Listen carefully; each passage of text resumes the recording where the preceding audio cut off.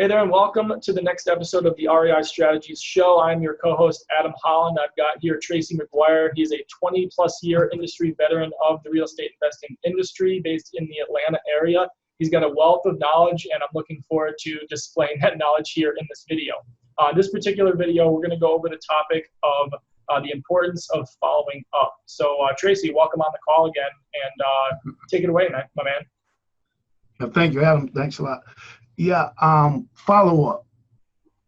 It may sound like a cliche, however, it's extremely important. I think it's vital to any business, especially if you're in sales, whatever you're selling, a service, a product, or whatever.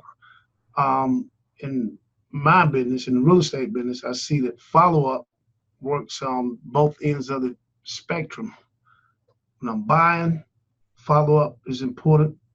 When I'm selling, follow-up is important, because if you utilize a lot of strategies that we talk about in REI Strategies, for those of you who have not purchased a course yet, and you'll see we talk about follow-up if I'm trying to solicit a buyer or potential seller. I'm sorry, if I'm soliciting a potential seller from whatever it is, a bandit sign, a postcard, or telemarketing, or whatever. And I have someone who's interested. I'm making notes. Every time I'm making a call, I'm making notes somehow. A spreadsheet on a notepad, somehow I'm making notes to follow up. And I always have I always put a asterisk or some type of extra note by a person name who showed or gave me an indication that they're serious about selling or even buying. But in this case, you're talking about buying, or them selling and me buying. So they may go something like this. Yeah, Tracy, I'm interested in selling this property. Right now, I'm just in the middle of, for instance, I had a lady who bought a property recently from a lady who was going through a divorce. She said, I'm just going through a divorce right now, but I really want to get rid of this property. And she ended up writing a contract with me, but I didn't even buy the property till 3-4 months down the road. Actually, it was longer than that. It was almost a year, believe it or not. It was almost a year. But I followed up with this lady quarterly. About every 4 months, I would follow up with her, and I was extending the contract about every 4 months because it was a good deal for me. But keep in mind, I have other stuff going on. That was just a follow-up. And that was not the only particular property I was following up with even to buy. Another situation, a lady I sent a postcard to, and she was dealing with a sick relative at the time, but the time wasn't that extensive like the previous story I just told you about.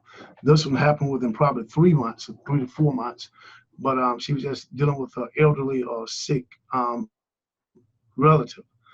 But anyway, long story short, ended up getting that deal done. Right now, I'm in the middle of a deal where a lady property is located right here in Atlanta, in my marketplace, and she's located in St. Louis. She called from one of our strategies we talk about in the REI Strategies course, using the bandit signs. And so as of today, tomorrow, I'm meeting one of her relatives here in Atlanta and go to the probate court office. And that's another form of follow-up. But eventually we'll get this deal done, hopefully. And I've been following up with this lady now about 30 days now. But anyway, I'm following up to make sure I keep leads coming, keep deals coming. And on the other end of the spectrum, when I have a buyer, a potential buyer, especially a retail buyer, where I think I follow up more so even than when I'm dealing with an investor. Investors are typically already know what they want. They're looking for money. They're looking for deals that make sense to put money in their pocket. So they're already more motivated to buy from you if you bring them deals like that. Some new investors, like some of you people may be listening to this video, maybe a newer investor kind of scared to get out there. And I do follow up with new people as well. When I get off of this video, I'm following up with a gentleman who indicated to me he's new in the business. So I follow up with him and try to guide him through our REI Strategies course and get him started. Retail buyers typically I have a gentleman, text me today from some over the weekend, a marketing campaign I put together with the help of my sons. And so we talked about that particular strategy in the REI strategy course as well, where there are some credit issues that need to get resolved. Although I have the particular property under contract, they got a buyer for the property already. But however, this person sent me a text and asked me, well, I have some credit issues. I talked with your broker. It's going to take me about 30 days to 60 days to get my credit issue resolved. Will you have another property? Yeah, I have another one right down the street from that one, identical. Once it's done, same price range, everything. So from one marketing campaign, I'm really killing with one stone, but result is follow up. This person, I'm gonna continue to follow up with them about every, 7 days, really weekly, every 10 days. Make sure that they're on track. Make sure that I have not forgotten about them. That I appreciate their business. That I want their business. I want to do business with them. I want to sell them this property. So that keeps them focused on their task to get their credit or whatever issue they may be dealing with resolved. But think about my properties. Because typically it takes me, if I buy a property today, it takes me about 90 days if I renovate this property and sell it retail. That's a 90-day process most of the time for me. So awesome. It's great to have a buyer already lined up. Awesome. So you're still renovating a property, but you're already getting a buyer lined up. That's pretty awesome. So, as soon as it's done, it's just like cash in hand. That's great.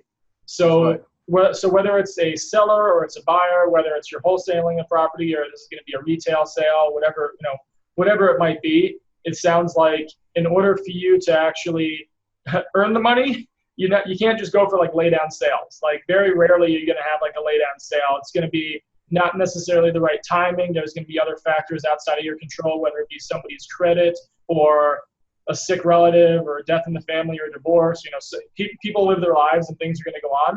So I think, and correct me if I'm wrong, a lot of people get into the real estate investing industry and they see the big money and they see the people coming home with these big commission checks. And then they don't realize that, they've been just following up every 2 months for the last 6 months with this buyer. And they finally got the check. And that might have been a total of like 5 phone calls to the person, a total like less than 5 hours of actual follow-up and conversing and structuring the deal and all that kind of thing. So you might only be in 5 to 10 hours in one particular deal and come away with a $20,000 commission check. But because you had to wait 6 months, if you lost patience, if you lost focus, if you quit in your first 90 days instead of allowing your pipeline to build up, these are all the things why people say they get started in real estate or they bought a program or they went to some local event and spent a bunch of money.